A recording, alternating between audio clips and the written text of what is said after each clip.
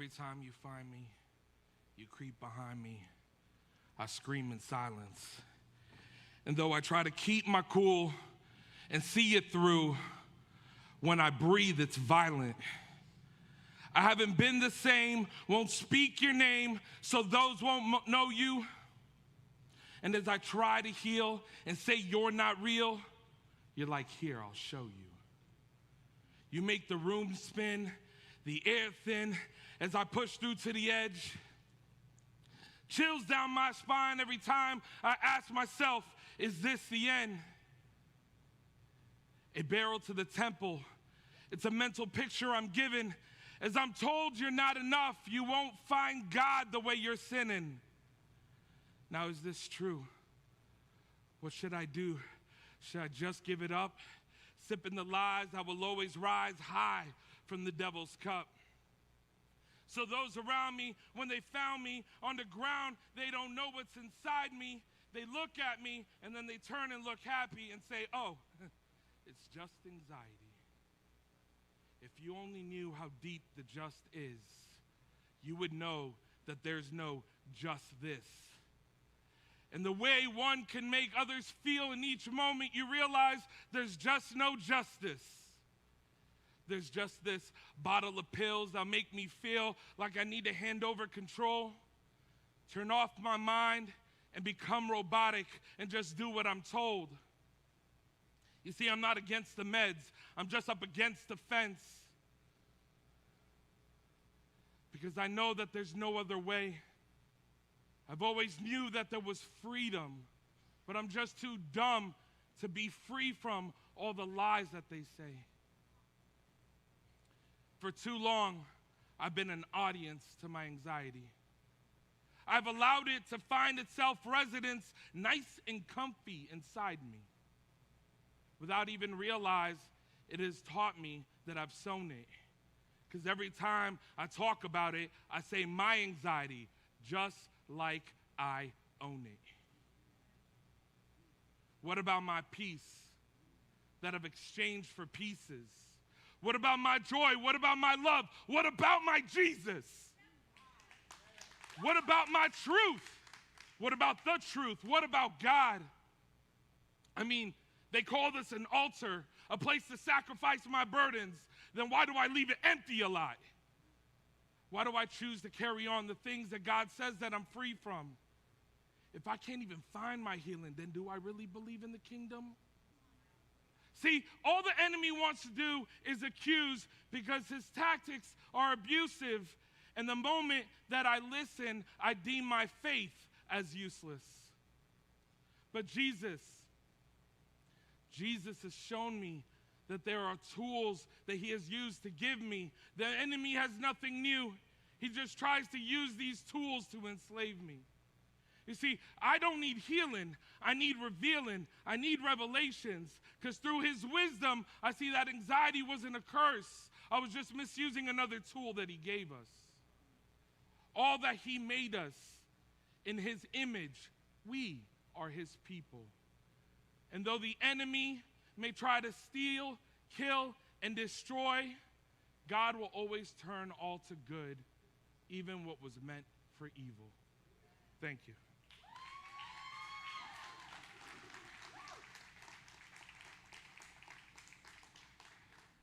What's up, Victory? Good morning, good morning. I'm Pastor Omar. I'm one of the assistant pastors now, and I am the leadership executive here at Victory, where our mission is to save, to serve, and to send. This was a poem that I've written throughout the years of my struggle through chronic anxiety disorder. I wanted to share it with you because today we start a new sermon series entitled Highs and Lows. And the series is going to surround, spiritual growth, biblical understandings, and mental health. And today I get to open up with the topic on anxiety, a topic that has affected me for a long time. And the title of my message this morning is going to be, Anxiety is Real, Just Ask Jesus. So as we go through these series, I want you to understand that we're going to try to tackle the common mental health struggles and bring some light and some truth towards them. I may not be able to solve it for you this morning in my time frame, but I do want to shed light on it. I do believe that there is a shortage of these conversations in the overall church due to many reasons. Some don't want to touch the subject while others just don't believe in it.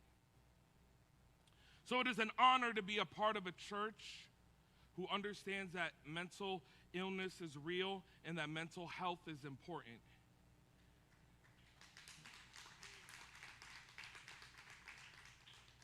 And even though anxiety is often pushed aside and sometimes judged against by those who may not experience it in that manner, it is very much real, and even the Bible speaks on it. Matter of fact, the Bible actually speaks about it deeper than you will realize. But we'll get that in a little bit.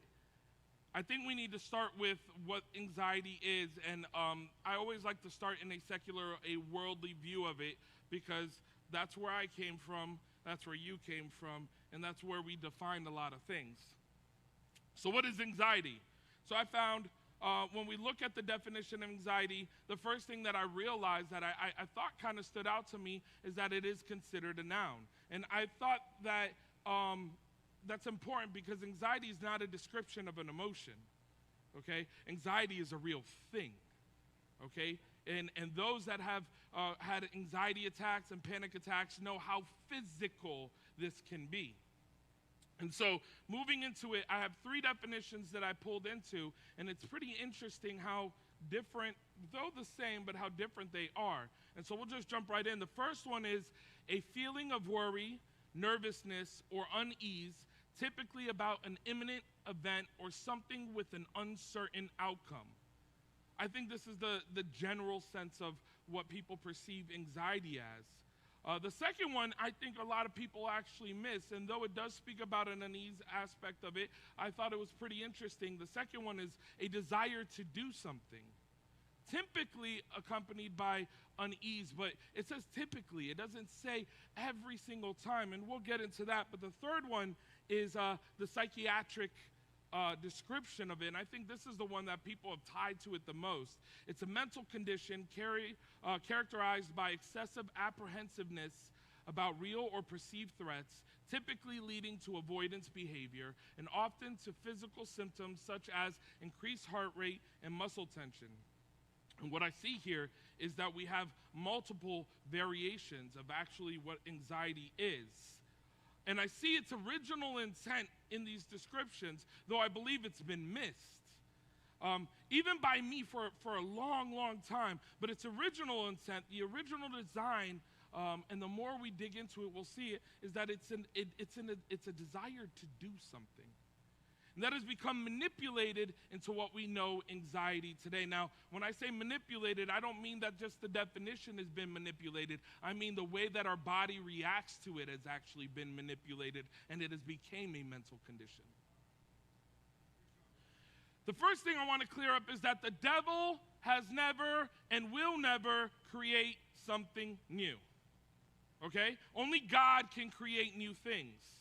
All right, so you could look through it through the Bible and try to prove me wrong. I promise I've gone through it, but I challenge you to do it. The devil cannot make new things. So for anxiety to be completely from the devil, which I've absolutely heard people tell me, would mean that the devil was able to create something new. But the devil never makes new things. He can only manipulate what God creates. He can pervert it. He can distort it. He can create idols from it. He can make it look completely different than its original intention, but he doesn't make new things.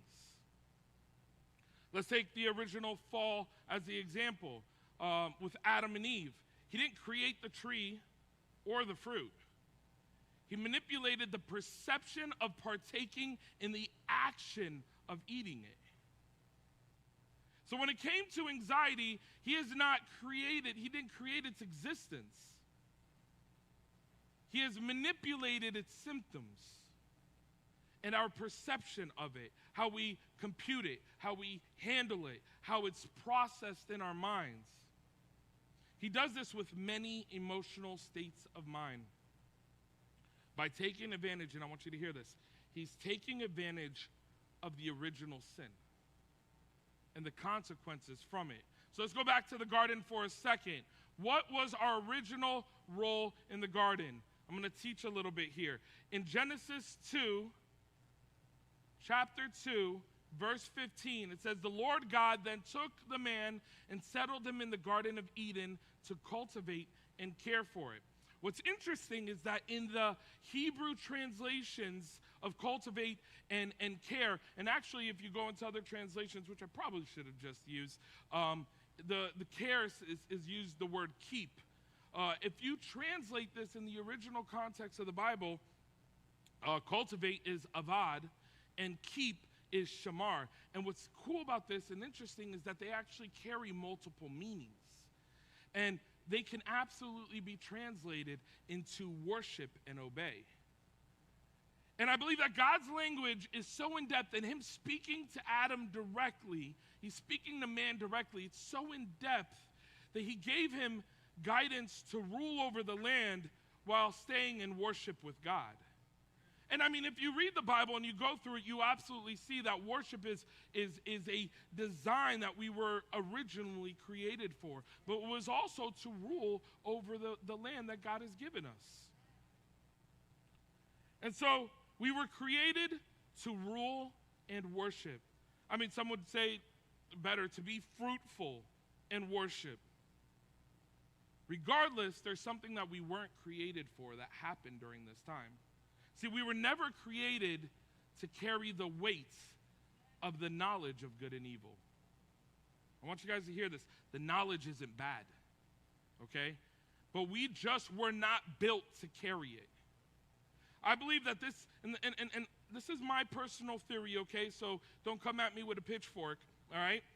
But I believe that the tree needed to be in the garden as it needed to exist in a deeper, more profound reasoning than beyond just obedience. Now, I've preached obedience in the tree multiple times because it makes sense.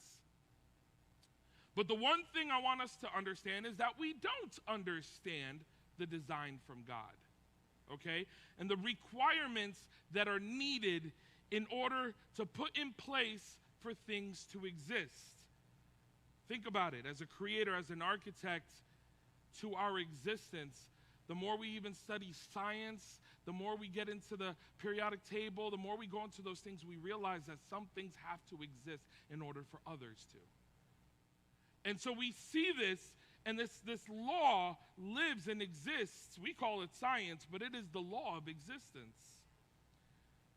And only he knows truly the structure that is needed for his will and for free will to exist among each other. I'll give you a simple illustration. It's the color orange, okay? In order for the color orange to exist, so must the colors red and yellow. They're primary colors, okay? You may never need to encounter red and yellow to experience the color orange, but their existence are rules of law to the existence of orange.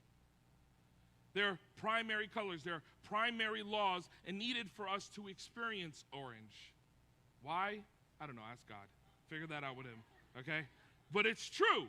It's there. There's structure. See, one thing I've realized is that our God is not a God of chaos. Our God is a God of order, okay? And everything he does is for a reason. And I know that we do not fathom or have the ability to grasp the reasoning of everything he does. But we try. And through this, I've realized that we were never built to be able to mentally handle that information. And yet, here we are, generation after generation after generation, carriers of that information. You ever use a device past its limitations or capabilities? You ever put too much weight in a wheelbarrow? You know what I mean? What happens over time? It causes deterioration, it malfunctions, it creates even bigger limitations. This is our mental health. The mental health or the mental state of man is naturally broken. and can be tied back to the consequences of the original sin. Now, this isn't a punishment from God. I want you guys to understand what I'm saying. This is a consequence of carrying a knowledge that we were never designed to carry. Even God said that the price of that knowledge was death. And the deeper we look into it, the more we realize that it wasn't the disobedience that kills us, okay? The disobedience was the sin. But it wasn't what kills us. What kills us is that we weren't designed to handle that information. We weren't designed to handle that code. Knowing this helps us understand that as humans, our functions will never run properly without God. Because it takes a supernatural intervention to restructure malfunctions to its original intent. And now, I don't care how big your ego is this morning, you are a malfunctioning version of his original intent for your life. And this in its own is why you will, like that, always need God. Now, with that said, I believe that anxiety that most people suffer with is a malfunctioning version of what anxiety was intended for. See, God gave us many tools. A good portion of those tools are mental tools. I believe emotions are a great evidence of even God's existence. I ask myself, how can humor exist without an intentional reason for its existence? Like, you're telling me by luck we laugh? Like, just randomly we just laugh and at similar things? Some of us have way more similar humors than others. And beyond emotions like humor and anger and joy, just you see the instincts even in the animals. I believe we are also given many of those tools. And anxiety, I believe, is one of those tools. Its original intention and function is to help us have an offensive and defensive trigger. I believe as we get excited in anticipation, so it is fueled by anxiety. In a healthy one, we get anxious in a positive state for what's next. And then the defensive, anxiety can act as a trigger for fight or flight. In fact, research shows that anxiety was an emotion that helped protect humans in an immediate return environment. It was built for solving short-term acute problems. And the more I think that we indulge and include these distractions like technology and leisurable activities, the further I think we move from what an immediate return environment is. It's one that doesn't really have chronic stress in long terms because it's very focused on today and now. And so when we start using a malfunctioning version of anxiety, and we include tomorrow and next week and next year, and we include our vacation time, and we include what work is going to look like next week, and we include all these things in life, trying to parent Bam Bam, you know, we are allowing the enemy to find ways to manipulate it towards us.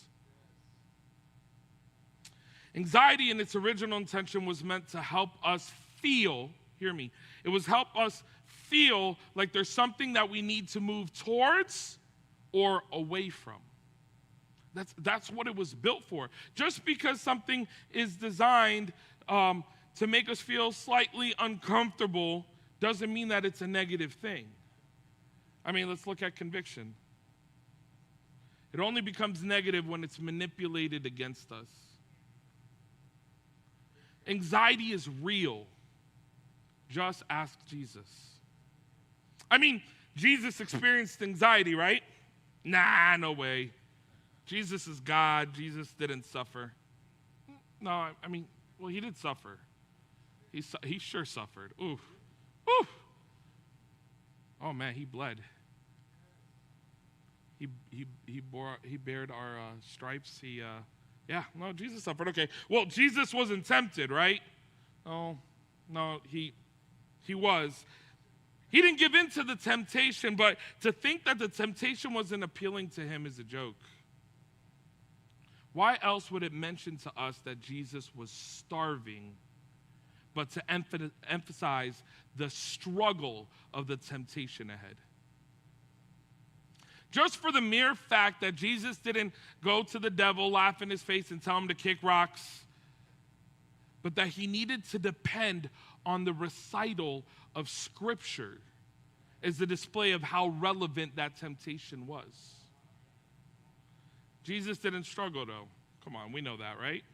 Wait, no, he did.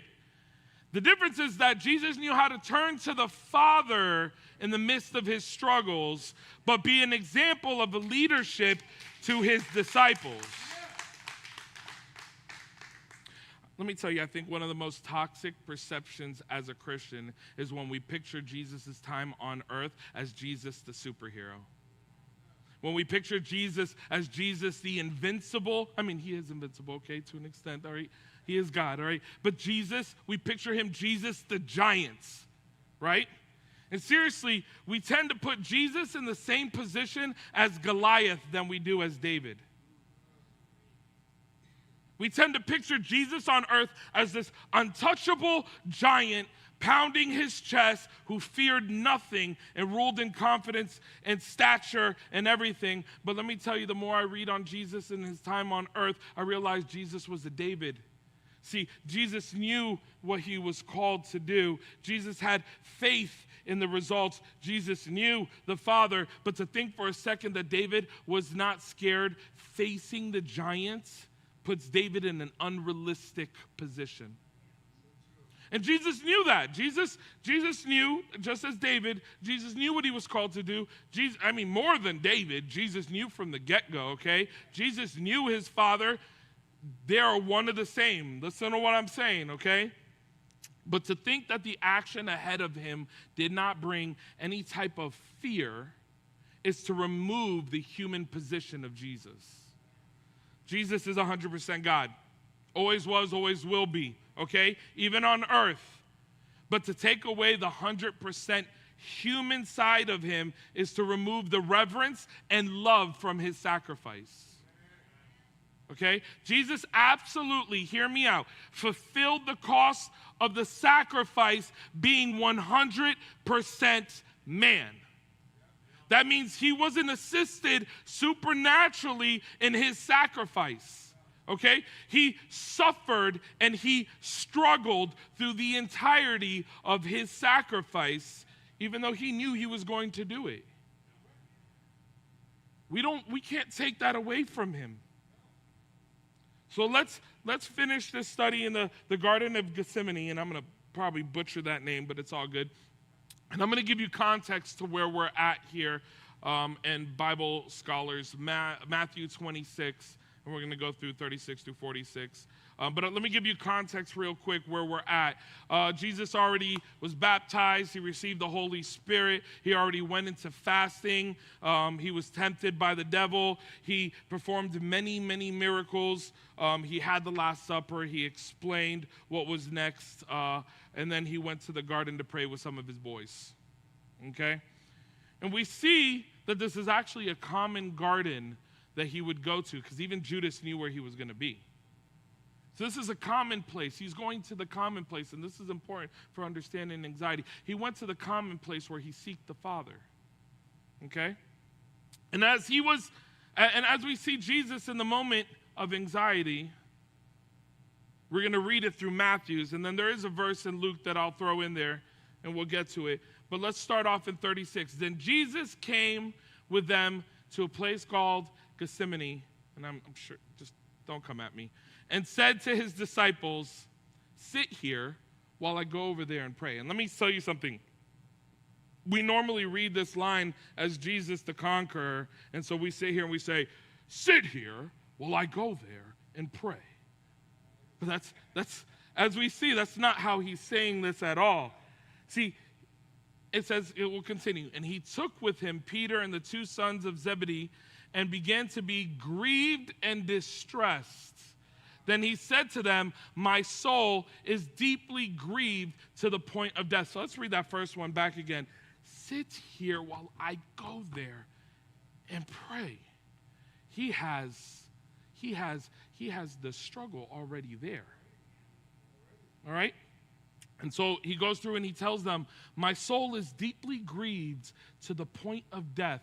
Remain here and keep watch with me. He's asking his boys to have his back. All right? And another translation says, my soul is overwhelmed with sorrow to the point of death. My soul is overwhelmed. It's grieved to the point of feeling like I'm going to die. This is probably one of the best explanations of what anxiety feels like. It feels like you are overwhelmed. It feels like everything, you're grieving, you have sorrow. Anybody that has struggled through anxiety attacks or panic attacks have realized that in those moments, it feels like you're going to die. You're waiting to see if it takes you or not. Now, in good mental health afterwards, we realize that it's not.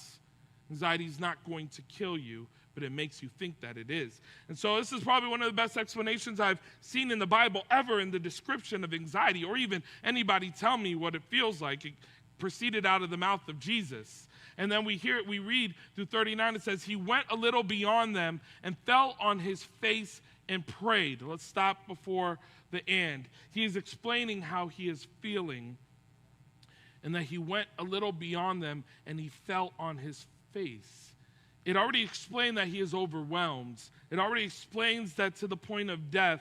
It has explained the emotion of it, and now he is falling to the ground. You know how many times I've fallen to the ground in the moments of my anxiety?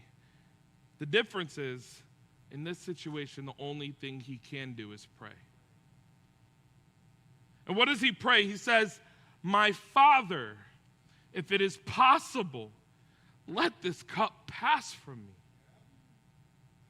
Yet not as I will, but as you will. And the one thing I love about Jesus is that Jesus is real. And yes, Jesus is real, like alive, but that he is also real. He's human. He has experienced this. And here, he's in a moment of distress, in a moment of anxiety, asking God to take this cup from him. Why? Because he doesn't want to die. He doesn't. Did you really think that Jesus came here wanting to die? He doesn't. No, he wants to do the will of the Father so that you can live, yes. So that you can be redeemed, yes. So that you can be reunited to the Father, yes. Because he loves you that much, yes. So much that if it's necessary, he will die.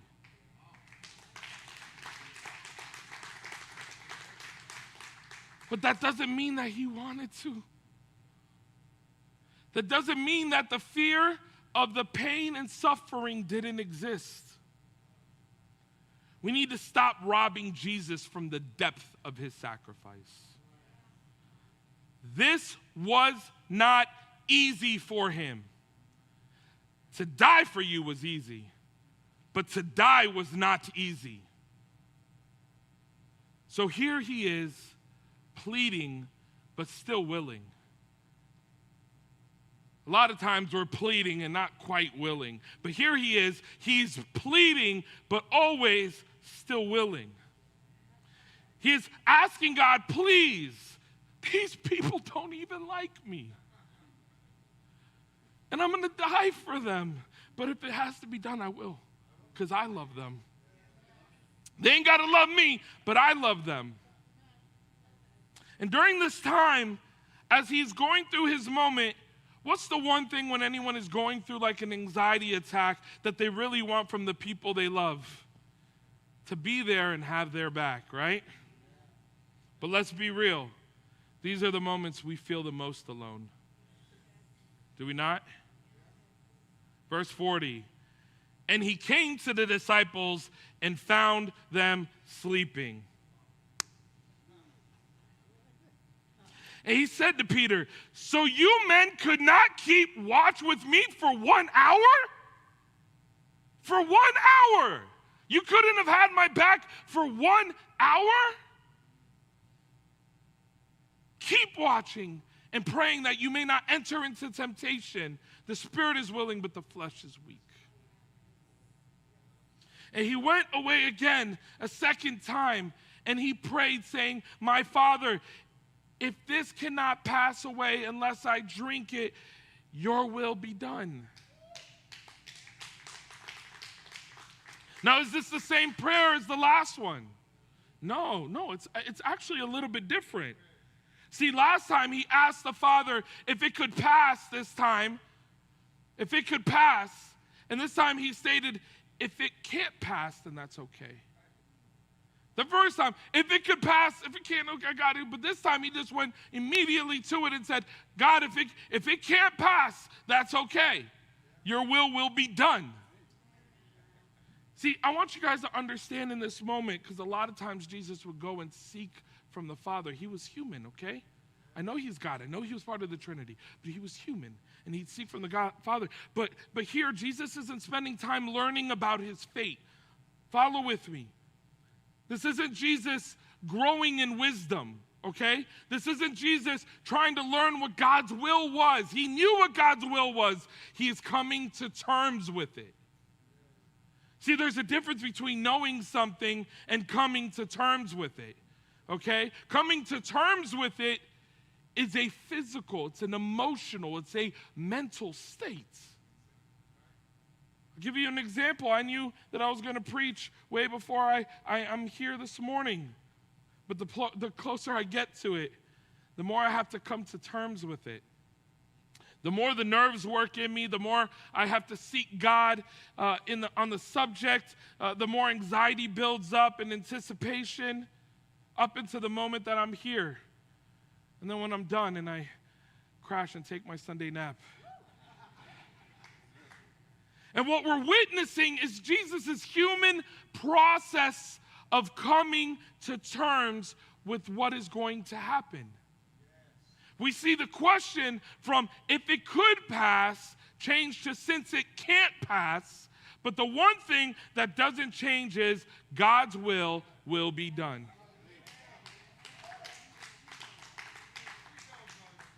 Verse 43, again, he came and found them sleeping, for their eyes were heavy. And he left them again, and he went away and prayed a third time, saying the same thing once more. He's letting God know, if it can't, I got you. And then he came to the disciples and said to them, are you still sleeping and resting? Behold, the hour is at hand, and the Son of Man is being betrayed into the hands of sinners. Get up, let us be going. Behold, the one who betrays me is at hand. And so though I see more than enough evidence here to describe a moment of Jesus experiencing an anxiety attack, he's experiencing anxiety in its fullness, okay? But he's doing it the Jesus way, let me tell you. We might get moved by the winds, but he doesn't, okay? But he's still experiencing the emotional aspect, the mindset aspect of it in the midst of it. So I'm convinced here, but I'm sure some of you aren't. So I'm going to go real quick into one verse in Luke. This is Luke 22:44. This is, in the gospel, you realize that there's 4 gospels, John, Luke, Mark, and Matthew's, and they give you different perceptions of the same story, all right? And here in 22:44 it says, and being in agony, he was praying very fervently, and his sweat became like drops of blood falling down upon the ground. He was sweating drops of blood on the ground. Hematohydrosis. I know that because my wife's a nurse, okay? Hematohydrosis, it's a medical term for this exact situation. And it's very real. Though rare, it occurs even to this day. Research shows that it may occur in individuals suffering from extreme levels of anxiety and stress. Around the sweat glands, there are multiple blood vessels in a net-like form which constricts under the pressure of great anxiety or great stress. This isn't a figure of speech, guys. This isn't a metaphor. This is a detail that ties to the stress and anxiety level of Jesus in this exact moment. He was sweating blood while asking God to pass the cup from him. This doesn't make him weak. This makes him human. Which then, being without any sin, makes him the perfect sacrifice. Having anxiety doesn't mean he had no faith. I think someone needs to hear this today. Having anxiety didn't mean he had no faith. It didn't mean he wasn't willing. And it didn't mean he wasn't capable. The garden was just like the desert. He just had a voice trying to inflict fear in him, but Jesus didn't waver. Though he was anxious, he was a man ready to fulfill the will of God. So I'm going to tie it back to us. I got 3 points, and I'm going to just spit fire through this. And like I said, I can't do this topic justice. We would have to sit for a week or more to really get into the details and the stuff that I've learned on it. Worship team can actually work their way up. But there's 3 last points. And the first thing is first, anxiety is real. Just ask Jesus. He experienced it. He experienced it. He experienced it. I can't say it enough. It's hard to relate to a God when we don't realize that God can relate to us. We need to realize that.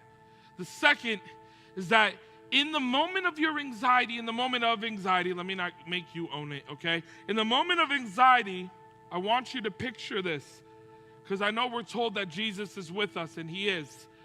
But in the moment of your anxiety, or the moment of anxiety, I want you to also picture yourself with Jesus.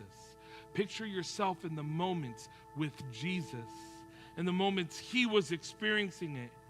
Because God doesn't just know what it feels like. He knows what it feels like. He knows it. He experienced it. In those moments, you can relate to Jesus. Why is this helpful? Because often one of the biggest insecurities that I've seen, especially going through psychology and stuff like that, and living this personally, I'll be transparent. One of the biggest insecurities that exist with those who have chronic anxiety is a sense of unworthiness. It's feeling helpless and useless. But let's agree this morning, church. Jesus was far from helpless and useless. But do not exempt him from feeling anxious. So you, my friend, are far from helpless and useless. It didn't stop him from saving the world. It didn't stop him from teaching. It didn't stop him from being a leader of many, many people and taking people under him and discipling them and providing and performing miracles. He was not exempt. It didn't disqualify him. It doesn't disqualify you. And third, as I finish with this, worship team,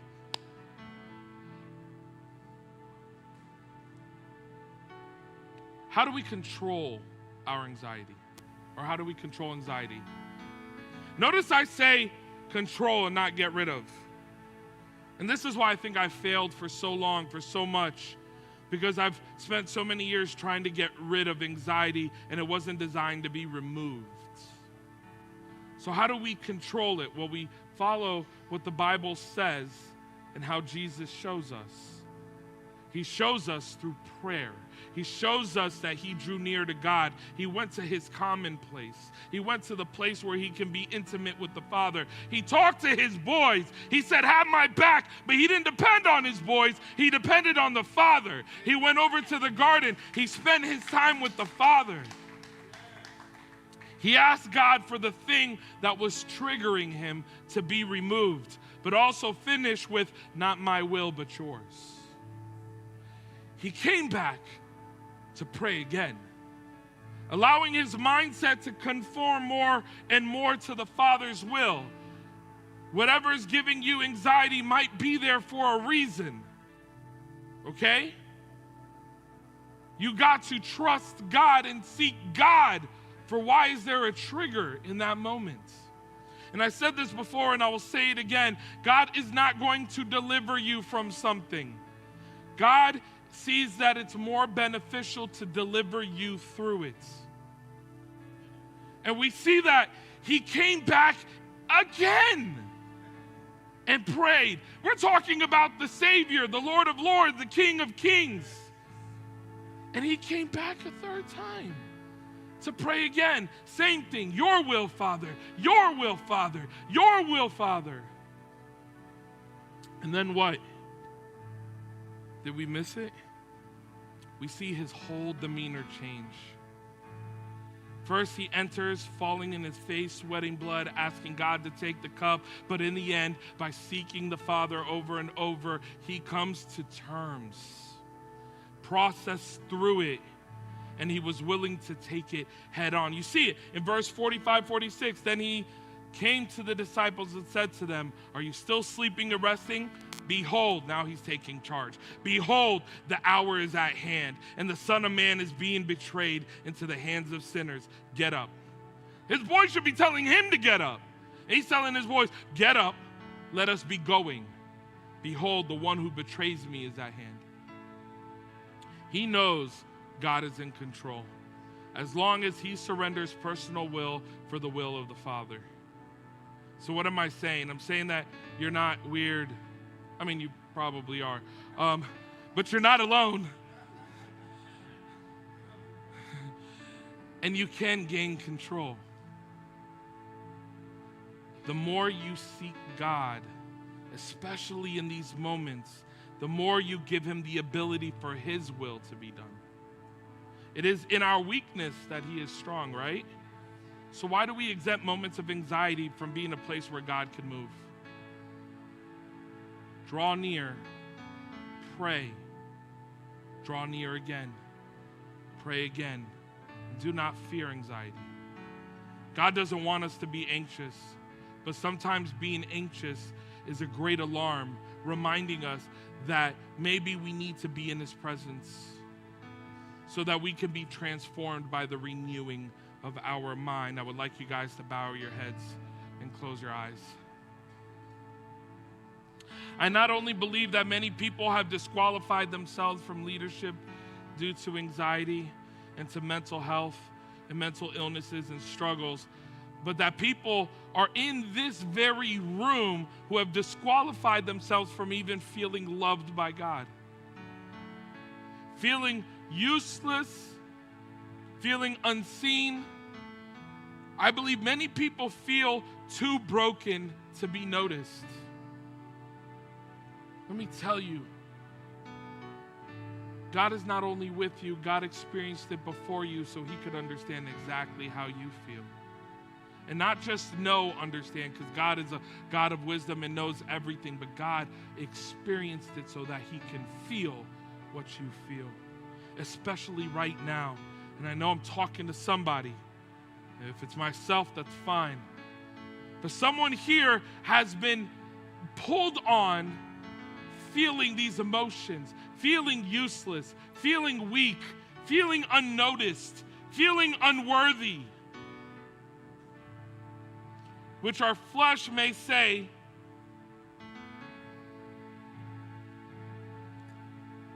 that I'm not enough.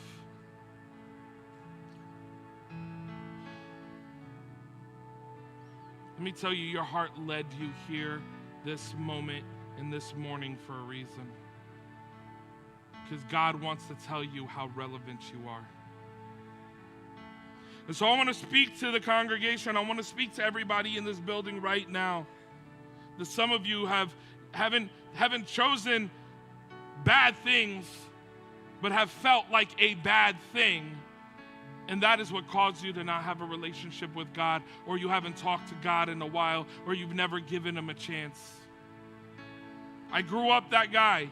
I grew up didn't know God until my 20s. I grew up an addict, a dealer. I grew up doing all those things that brought me way far from God, that the moment I stepped into a church for the first time, I thought I was going to burst into flames. I thought that everybody else was holy, holy art thou. I thought that I would never be good enough to have a relationship with this so said Jesus.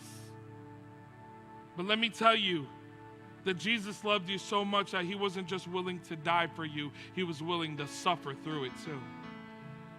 And so someone in here might be suffering because of those moments. And I want to speak to you right now. If you do not have a relationship with God, I want to help you. All it takes is saying yes. That's it. Nothing else. Nothing else needs to change right now. Nothing else needs to be done. All it is just a yes. Your will be done, God.